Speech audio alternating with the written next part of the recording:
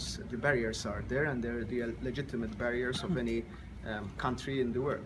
The fact is that through the work of criminal gangs, these barriers are being circumvented. Now, there are two lines of thought. You either have a free-for-all, or you try to regulate it in a proper manner. We're not for the free-for-all. None of the EU member states is saying that there should be some sort of free-for-all policy towards migration. We're saying, with different tones maybe, that there should be regulation. What we're discussing here is how we can develop a partnership with one, until now, of the continents of origin of migration, which is Africa.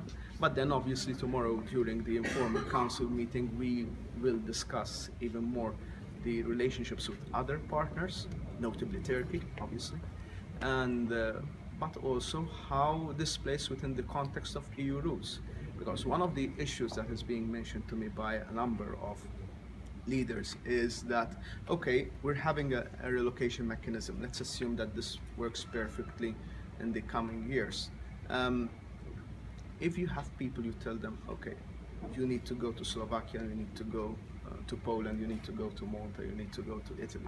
At the end of the day, there is freedom of movement within the European Union. If people want to go to a certain country, there are very few things you can do to stop them.